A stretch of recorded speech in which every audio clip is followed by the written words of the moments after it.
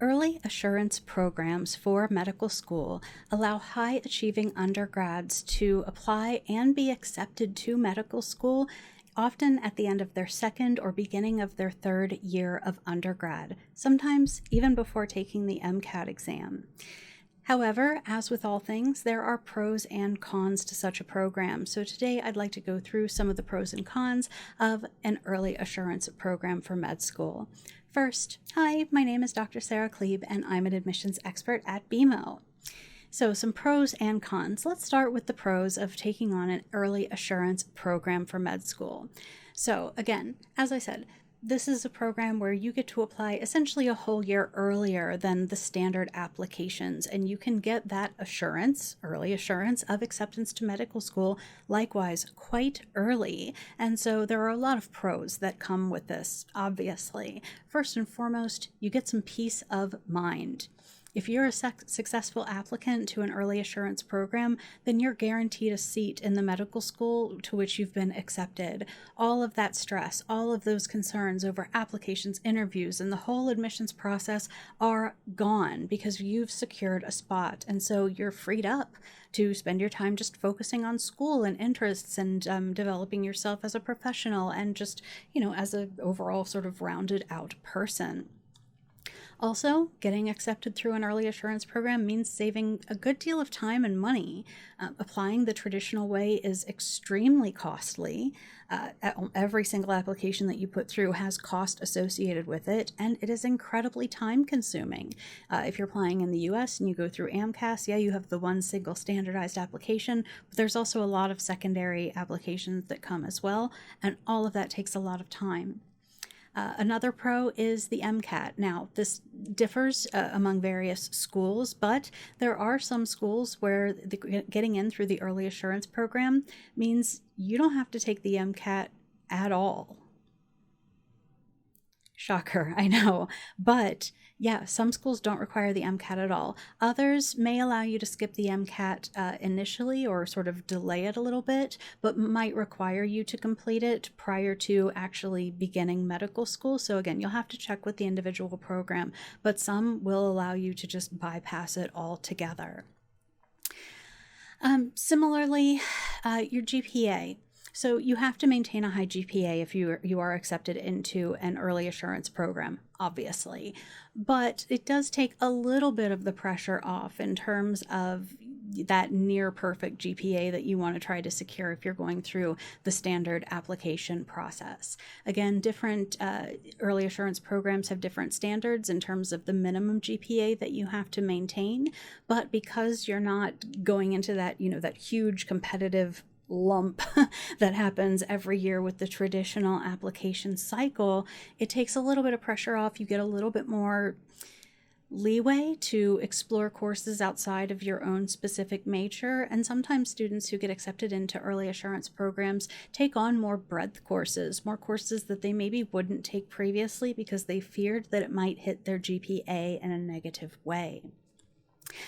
All of this means that you have a little more freedom. Right? There's less pressure around maintaining that near perfect GPA where you're competing with the entire pool of applicants. You have more freedom to take some non-prerequisite courses.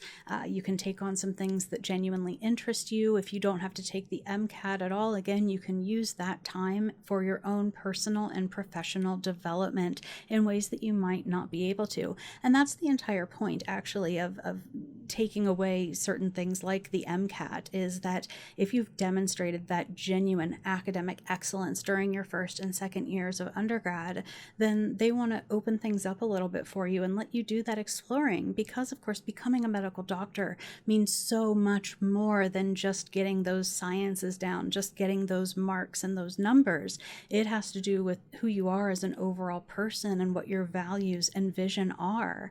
And so being able to take, more courses in philosophy or sociology or something like that might traditionally scare off potential med school applicants, you just have more freedom in terms of how you orient your overall journey of education. And it's worth noting, a pro here is that Applying to an early assurance program and not gaining acceptance has no impact on your later med school application. So if you apply for one of these early assurance programs and you don't get in, you're still absolutely allowed to apply again during the standard application cycle with everyone else, and it won't impact your overall evaluation negatively. Actually, reflecting on an unsuccessful application to an early assurance program might help you gain insights into those areas that need improvement before you go on to apply to medical school the traditional way if you don't get in through the early assurance program. Now, that said, there are some cons. There are some things to take into consideration. First is that transition from high school to undergraduate education. If you haven't started university yet and you have this early assurance program sort of on your radar, you don't yet know just how challenging those first 2 years of undergrad can be. And if you're in your first or second year of undergrad right now, then you know all too well how challenging that is. And there is another sort of exponential jump in difficulty between the first and second years of undergrad and the third and fourth years of undergrad. The differences in expectation at each of those sort of levels can't really be overstated. They are massive. And even if you're in high school and you've been taking college prep courses, it's just not the same as being enrolled full-time in an undergraduate program. And so there are lots of students, even academically strong students, who struggle with that transition from high school to undergrad, both in terms of their academic expectations and in terms of the overall workload and demand on your time. The two educational contexts just aren't comparable in a really meaningful way. And so there are a lot of students who find it difficult to balance the demands of undergrad, of school, with the time needed to participate in volunteering, in community service work, in extracurriculars, shadowing doctors, doing clinical work, and completing all of those other required and recommended activities that are part of a strong application. And so, bear in mind, if you are planning on, or if you're hoping to apply through an early assurance program, your first and second year marks in university have to be truly excellent to even be considered. But you also have to demonstrate that you've been able to balance that academic rigor with your commitment to the medical profession through shadowing, through clinical activities, and those sorts of things. If you spend too much time demonstrating that commitment, your grades could take a hit. Spending too much time making sure your grades are near perfect could mean that those other responsibilities are minimized. And finding that balance is incredibly difficult. So learning how to balance your time is really key. Another con is the stage of life that you're at right now. A lot of students go into university with a major declared, and after a couple of years, they change that major entirely. I changed majors in the middle of my third year of undergrad.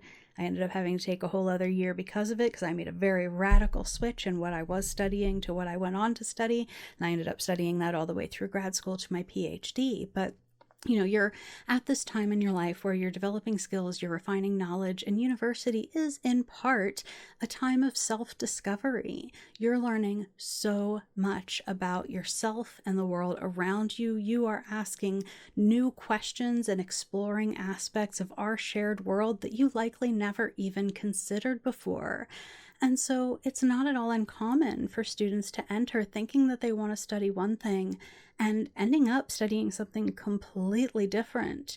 The major that I took on, I didn't even know was something that you could study in university, let alone something that you could go on and get graduate degrees in and things like that.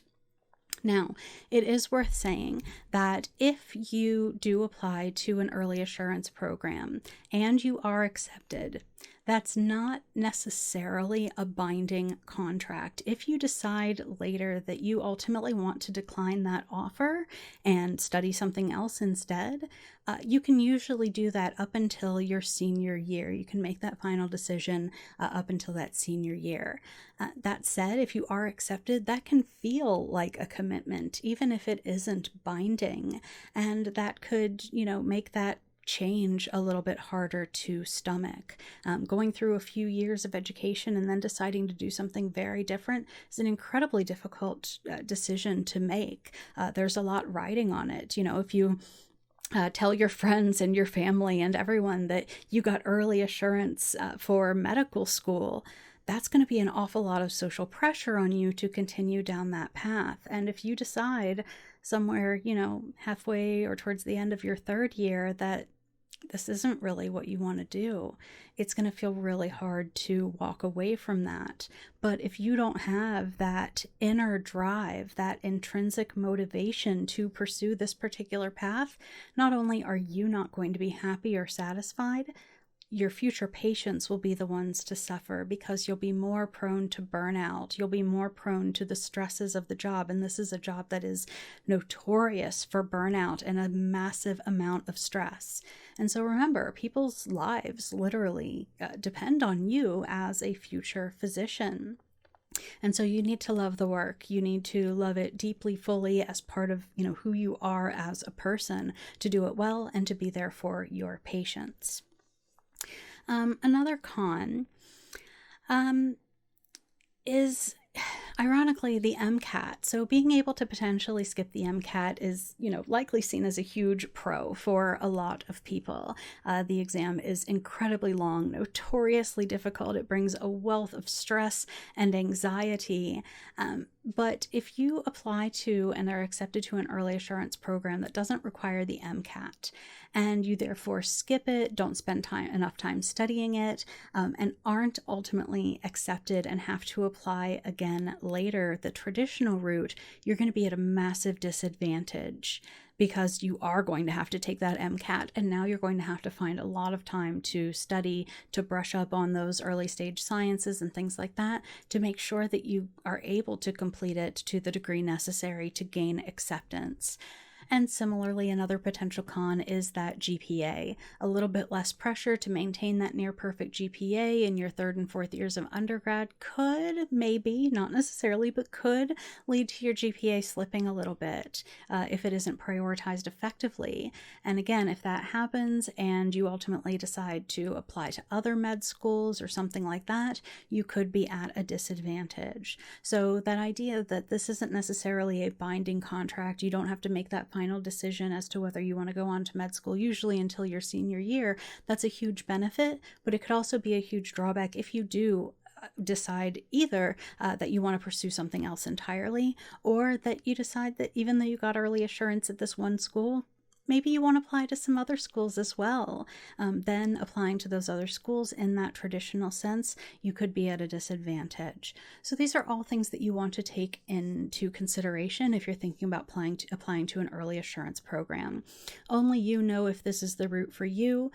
Again, it's not necessarily binding if you decide you want to apply elsewhere or do something completely different with your education, but always keep those things in the back of your mind if you decide to apply this way.